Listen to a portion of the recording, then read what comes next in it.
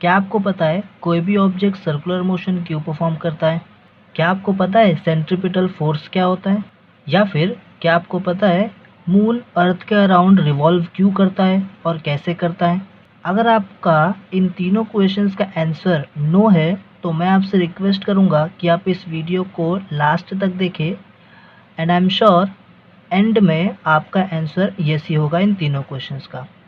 So let's get started. तो अगर मैं आपसे बोलूं कि फोर्स और वेलोसिटी दोनों एक दूसरे के परपेंडिकुलर है तो क्या होगा? आइए देखते हैं एक छोटे से एग्जांपल के साथ। तो मान लीजिए यहाँ पर एक ऑब्जेक्ट है, ठीक है।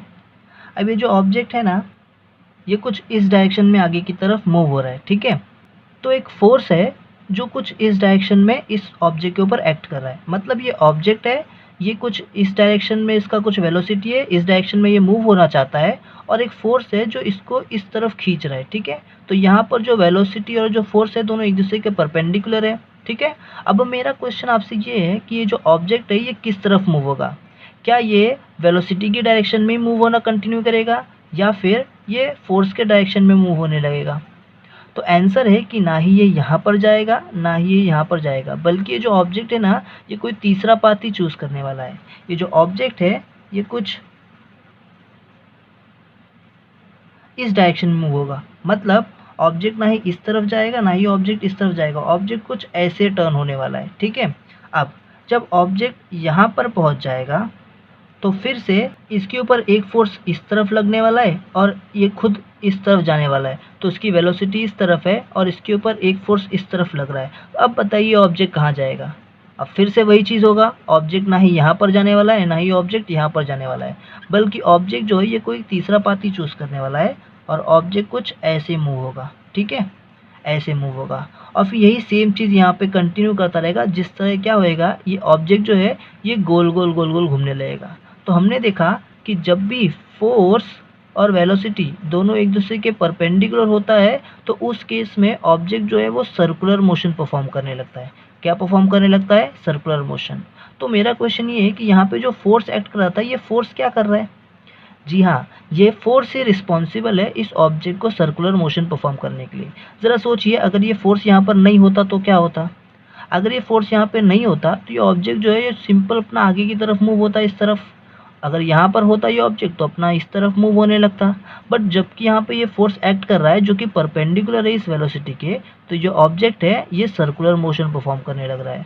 तो हम यहाँ पर ये बोल सकते हैं कि ये जो फोर्स है ये रिस्पॉन्सिबल है सर्कुलर मोशन के लिए यहाँ पे, ओके। अब अगर मैं इस फोर्स की बात करूँ तो इस फोर्स का क्या कोई नाम है? यस, इस फोर्स को हम कहते हैं सेंट्रीपिटल फोर्स। जी हाँ, जब भी कोई ऑब्जेक्ट गोल गोल घूमता है तो आपने पहले ही पढ़ रखा है कि सेंटर की तरफ एक फोर्स एक्ट करता है जिसकी वजह से ऑब्जेक्ट गोल गोल घूमता है। तो सेंटर की तरफ ही ये फोर्स भी एक्ट कर रहा है ना, इसी फोर्स को हम लोग क्या बोलते हैं? Centripetal force. तो आइए देखते हैं सेंट्रीपिटल फोर्स क्या होता है, इसका डेफिनेशन क्या है और इसका फॉर्मूला वगैरह सब क्या है, ठीक है। तो अगर डेफिनेशन की बात करूँ तो सेंट्रीपिटल फोर्स क्या होता है, देखिए, the force acting on an object performing circular motion which is directed towards the centre is called centripetal force.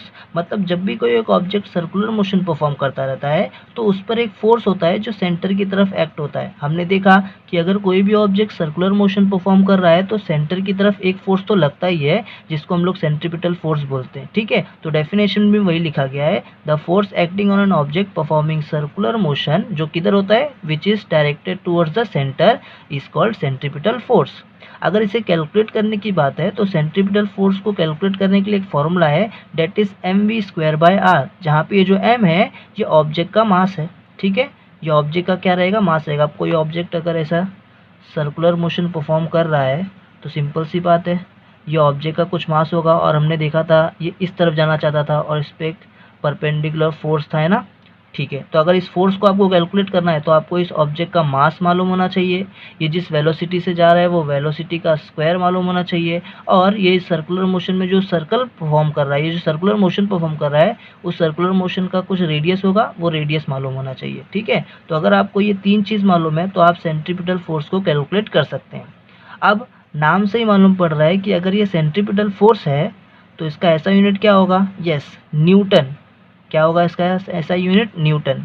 अब फोर्स है तो ये क्या होगा? वेक्टर क्वांटिटी होगा, इसलिए जो सेंट्रीपिटल फोर्स है वो भी क्या है? एक वेक्टर क्वांटिटी है। तो अभी हम देखेंगे कि ये मून जो है ये अर्थ के चारों तरफ रिवॉल्व कैसे करता है। तो इससे पहले हमने न्यूटन यूनिवर्सल लॉ देखा है, जिसके अंदर ये हमको मालूम था कि जिस भी ऑब्जेक्ट के पास मास होगा उसके पास ग्रेविटेशनल फोर्स होगा। तो अगर इन दोनों को कंपेयर करेंगे हम, तो अर्थ के पास ग्रेविटेशनल फोर्स ज़्यादा होगा क्योंकि इसका मास भी ज़्यादा है। ठीक है, तो सिंपल सा लॉजिक है कि जो मून है ये अर्थ की तरफ अट्रैक्ट होने वाला है। अब आपको ग्रेविटेशनल फोर्स का डायरेक्शन मालूम है, वो टुवर्ड्स द सेंटर होता है। ठीक है, तो यहाँ पे जो ग्रेविटेशनल फोर्स एक्ट करने वाला है वो टुवर्ड्स द सेंटर एक्ट करेगा, कुछ ऐसे। और यहीं पर अगर इस मून को हमने कुछ वेलोसिटी दे दिया बराबर इसके 90 डिग्री पर, कुछ ऐसे, तो क्या होगा? ये मून ना ही इस तरफ अट्रैक्ट होने वाला है, ठीक है, क्योंकि इसके पास कुछ वेलोसिटी है, और ना ही ये वेलोसिटी के डायरेक्शन में जाएगा क्योंकि यहाँ पे उसको फोर्स लग रहा है। तो यहाँ पे मून कुछ अलग ही पाथ देने वाला है,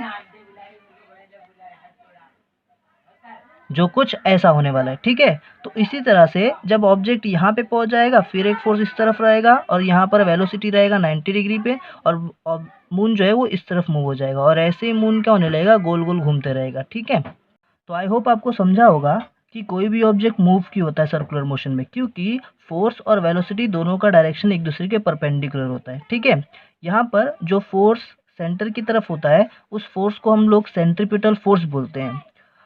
मून जो है वो अर्थ के चारों तरफ रिवॉल्व इसलिए करता है क्योंकि वहाँ पर भी फोर्स जो है और वेलोसिटी जो है एक दूसरे के परपेंडिकुलर होता है, बट वहाँ पर जो फोर्स होता है उसको आप सेंट्रीपिटल फोर्स नहीं बोलोगे, बल्कि उसको आप ग्रेविटेशनल फोर्स बोलोगे। तो याद रखना, यहाँ पे जो ग्रेविटेशनल फोर्स होता है ये एक तरह का सेंट्रीपिटल फोर्स ही रहता है। ठीक है।